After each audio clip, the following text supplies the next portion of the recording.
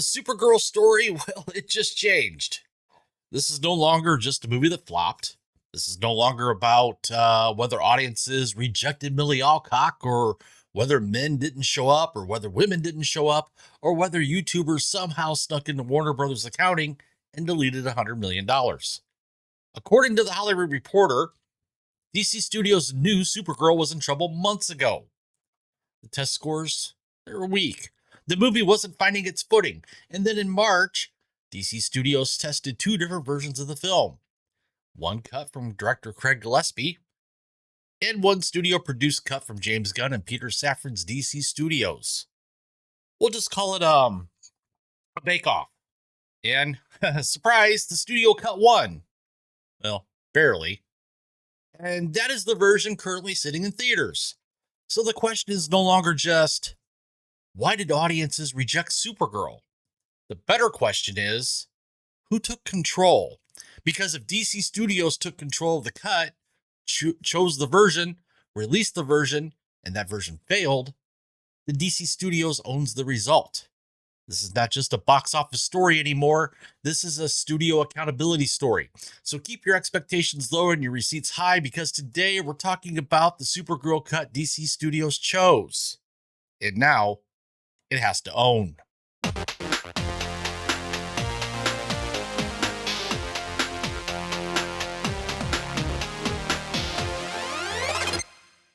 Hey everyone, welcome back. My name is Chris, and this is The Critical Nerd. And if you're returning to the channel, a humble thank you for coming back. And if you're new here, welcome. Stick around, because this is where we look at Hollywood, streaming, franchises, box office, and studio decision-making with the kind of skepticism that makes press releases start sweating.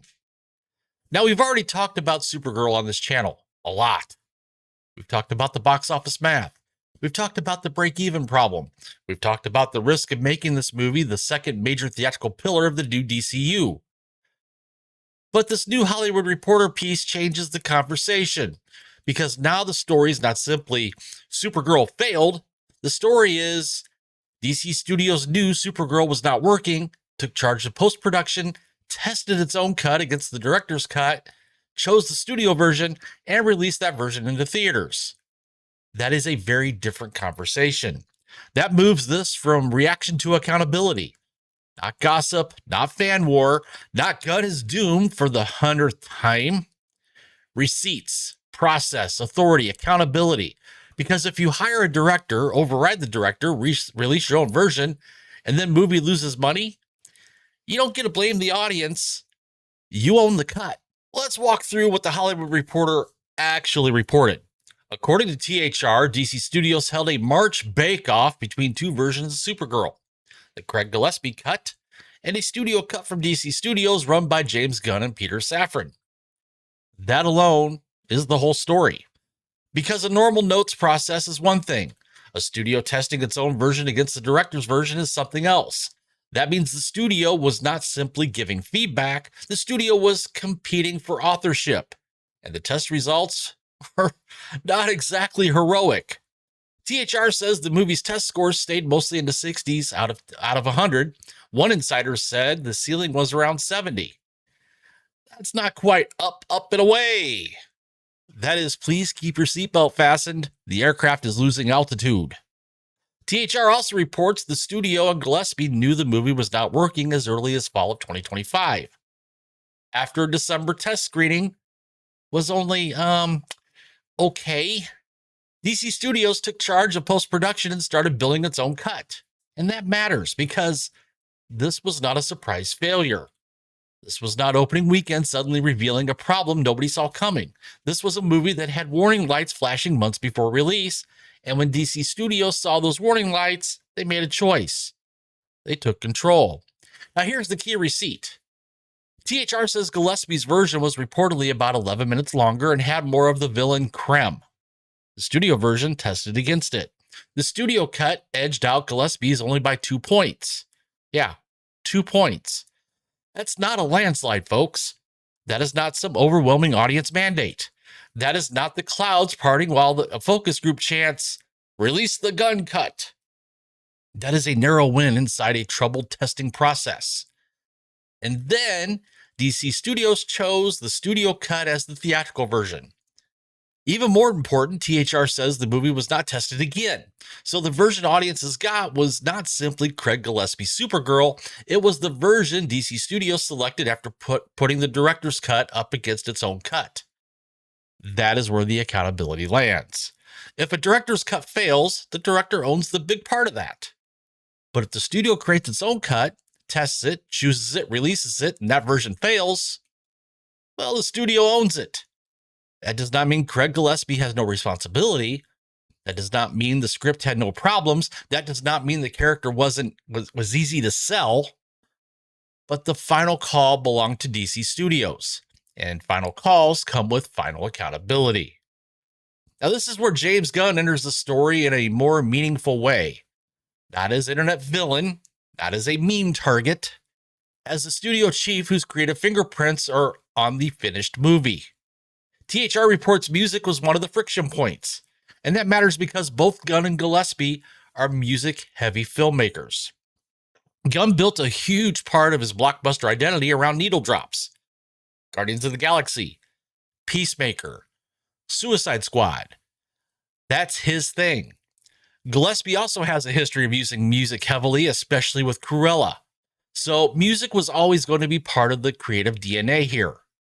According to THR, at one point, the final set piece needle drop was a cover of Girls Just Want to Have Fun, and that choice came from Gunn. Eventually, that was replaced by Jimmy Eat World cover of The Middle, which was one of the choices people are mocking now. Now, to be clear, one song did not sink a, we'll call it $180 million movie. I mean, that would be ridiculous.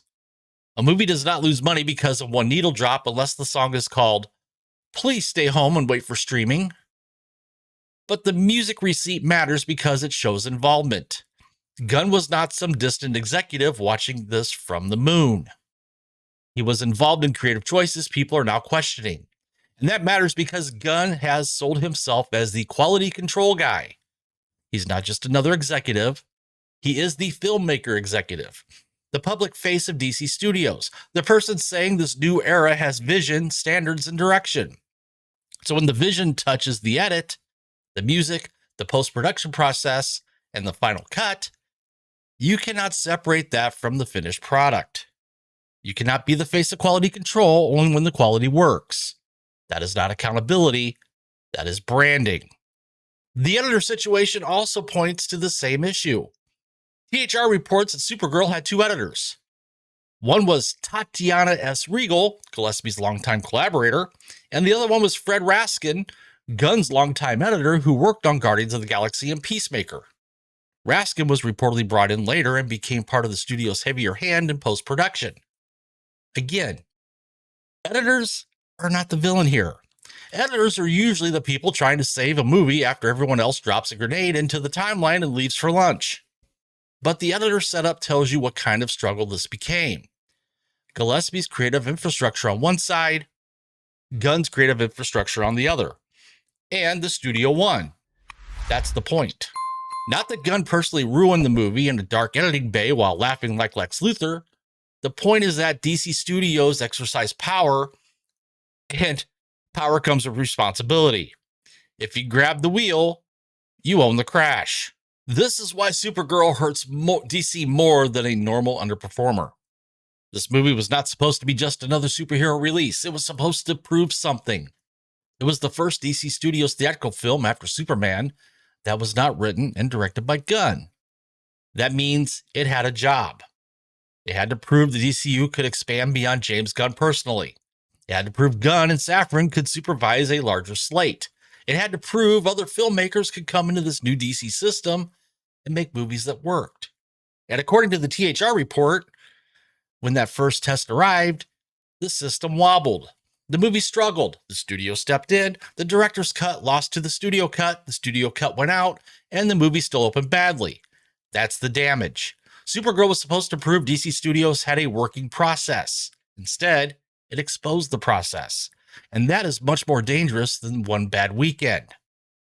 Now, Peter Safran, the official line he put out is basically, Supergirl did not meet expectations, but it is only one component of a broader long-term DC strategy.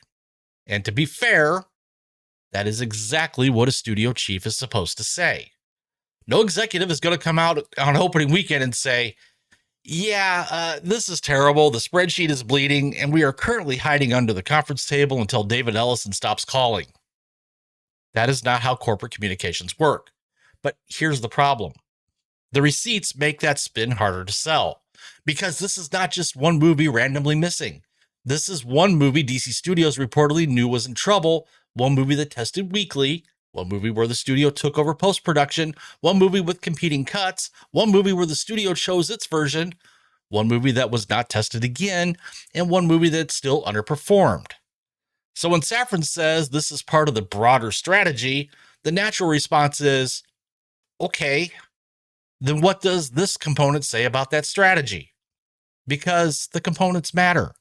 If a component catches fire, you do not brag about the long-term engine plan. You open the hood, and right now, smoke is coming out of the DC logo. Now, let me be clear here. This is not a Fire James Gunn Tomorrow video. That's the easy YouTube angle. That is the obvious thumbnail. Gunn exposed. Gunn destroyed Supergirl. DCU is dead. I get it.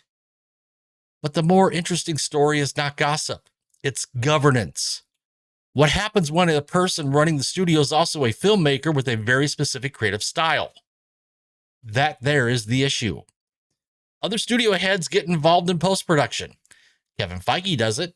Warner executives do it. That part is not new. What makes Gunn different is that he is not just an executive. He's also actively making his own DC movies while co-running DC Studios. That creates a very specific question. When Gunn is directing Superman or Man of Tomorrow, his creative authority is obvious. Those are his movies. But when Craig Gillespie directs Supergirl and the studio creates a competing cut, where does Gunn's taste end and his studio authority begin? That is the governance problem.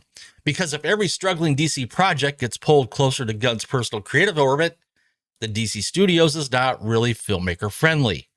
It is Gunn filtered, and those are not the same thing. And this also matters because new ownership is coming. David Ellison's Paramount deal means Warner Brothers and DC are about to be scrutinized by people who do not create this plan and do not have emotional attachment to it.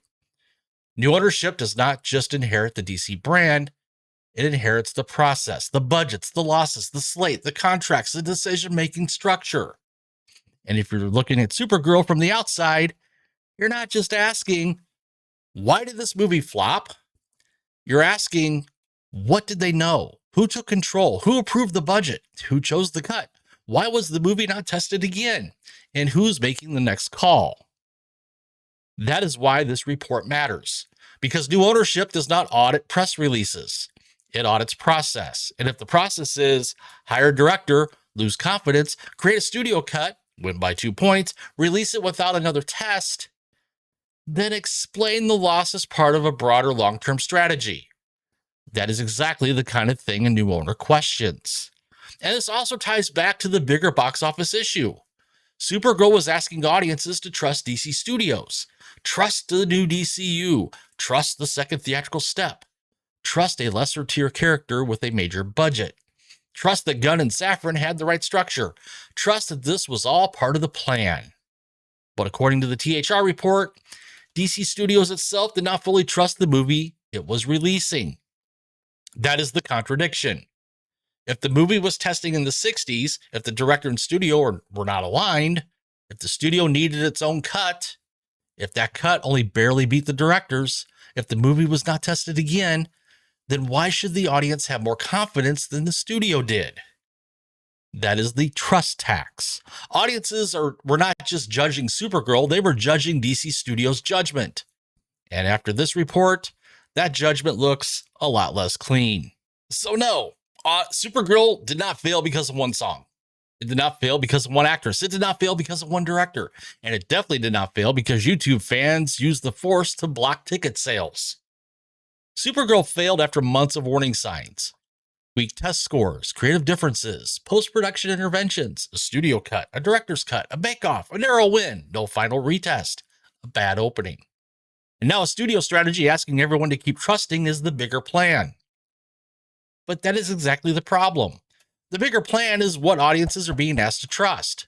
And according to these receipts, DC Studios' first major attempt to prove it could expand beyond James Gunn directed movies ended with DC Studios pulling the movie closer to James Gunn's control. And the movie still failed. That is not just a flop. That is a warning label for Gunn, for Safran, for Warner Brothers, and for the incoming ownership team. Because when the next round of questions comes, the answer cannot just be, the audience did not show up. The answer is, DC Studios chose the cut, and once you chose the cut, you own the cut. But that is just my take. What do you guys think? Was this normal studio post-production that simply went wrong? Or did this make Supergirl a bigger accountability problem for DC Studios? Did James Gunn and Peter Safran do what any studio chiefs would do with a troubled movie? Or did they just override their own director, release their preferred version, and now have to own the bill? Let me know in the comments below. If you enjoyed this video, do me a favor, smash that like button, subscribe, ring the bell, and share this video out there with your friends and family. It helps keep this channel. It tells YouTube that receipts still matter. And it lets me keep digging through Hollywood's post-production autopsies so you don't have to. I'm Chris. This is The Critical Nerd. And as always, keep your expectations low and your receipts high. And I am out.